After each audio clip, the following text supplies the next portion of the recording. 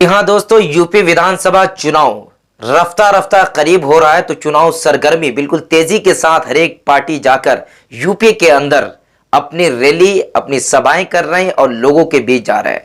लेकिन दोस्तों, इस बार जो सबसे बड़ा खेला होगा और सबसे जबरदस्त जो वहां पे खेल देखने को मिलेगा वो मुस्लिम वोटर्स लोग है। यानी मुस्लिम जो है इस बार जो उत्तर प्रदेश के किधर जाएंगे, क्योंकि वहां पे एक पार्टी एआईएमआईएम मजलिस इत्तेहादुल मुस्लिमीन जाने के बाद सबसे ज्यादा जो मुश्किलें खड़ी हो रही हैं वो समाजवादी पार्टी और बहुजन समाजवादी पार्टी, कांग्रेस पार्टी, यानी ये तीनों पार्टीज को जो मुसलमानों के वोट मिलते थे, यानी 20% मुसलमानों का वोट जो है वो इन लोगों के खातों में तकसीम होती थी।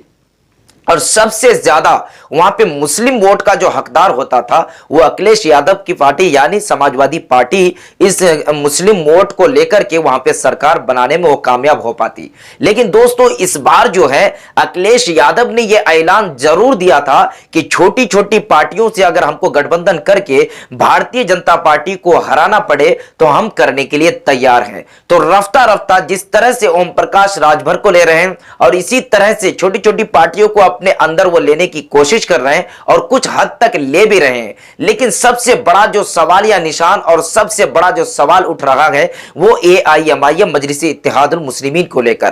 क्या अखिलेश यादव मजलिस इत्तेहादुल मुस्लिमीन को लेगा? कुछ दिन पहले उन्होंने ओम प्रकाश राजभर को अपने पार्टी के अंदर ज्वाइन किया, तो उन्होंने ओम प्रकाश राजभर ने अभी फिलहाल उन्होंने यह बयान दिया है कि अगर असदुद्दीन अवैसी अगर चाहते हैं अखिलेश यादव की पार्टी में आने के लिए तो उसको 10 से 15 सीटों पे सीमित होना पड़ेगा। लेकिन दोस्तों, ओम प्रकाश राजभर जब यह बयान दिया तो पलटवार करते हुए राष्ट्रीय प्रवक्ता एआईएमआईएम मजलिस इत्तेहादुल मुस्लिमीन के आसिम वकार ने यह कहा है कि ये जो इस तरह की बातें कर रहे हैं ओम प्रकाश राजभर, ये बिल्कुल फजूल है। वो हमसे कांटेक्ट नहीं किया है, वो किसी तरह का बात नहीं किया है, वो अपने तरफ से यह बयान दे रहा है कि वो आए और उनको 10-15 सीट पे सीमित होना पड़ेगा। लेकिन एआईएमआईएम मजलिस इत्तेहादुल मुस्लिमीन ने उत्तर प्रदेश के अंदर यह बड़ा दावा ठोक दिया है कि हम 100 सीटों पे यहां पे चुनाव लड़ेंगे और 100 सीटों पे चुनाव लड़के यहां पे कामयाबी हासिल करेंगे। लेकिन दोस्तों, अगर एआईएमआईएम मजलिस इत्तेहादुल मुस्लिमीन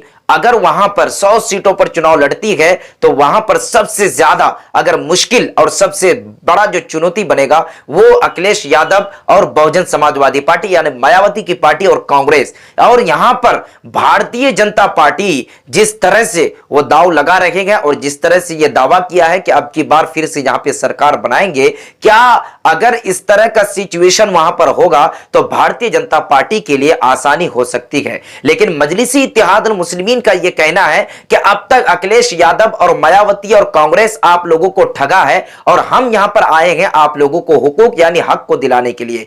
क्या उत्तर प्रदेश के मुसलमान इस बार एआईएमआईएम मजलिस इत्तेहादुल मुस्लिमीन को एक्सेप्ट करेंगे? क्या उनको वोट देंगे? असदुद्दीन अवैसी की पार्टी को कामयाब करेंगे? लेकिन कुछ लोगों का यह सवाल है, क्या असदुद्दीन अवैसी अकेले लड़के वहां पे सरकार बना पाएगी एमआईएम मजलिस इत्तेहादुल मुस्लिमीन? तो वहीं पर एआईएमआईएम मजलिस इत्तेहादुल मुस्लिमीन के समर्थकों का यह कहना है और पार्टीज जो यहां पे आ रही हैं क्या वो अकेले दम पे सरकार बना पाएगी? हमको किसी तरह किसी से हमको लेना देना नहीं है, हम यहां पर 100 सीटों पर चुनाव लड़ेंगे, ये एआईएमआईएम मजलिस इत्तेहादुल मुस्लिमीन का कहना है। अगर अखिलेश यादव हमको बुलाते हैं तो हम जाने के लिए तैयार हैं, हमारा दरवाजा खुला है, वो आए और हमसे गठबंधन कर सकते हैं। लेकिन दोस्तों, जिस तरह से वहां पर जो चुनाव सरगर्मी तेजी हो रही है और तेजी के साथ साथ वहां पे जो किसान बिल वापस किया गया और किसान बिल के वापस करने के बाद और भी चुनाव सरगर्मी वहां पे तेजी के साथ देखने को मिल रही है। लेकिन दोस्तों, वहीं पर जिस तरह से भारतीय जनता पार्टी इस बार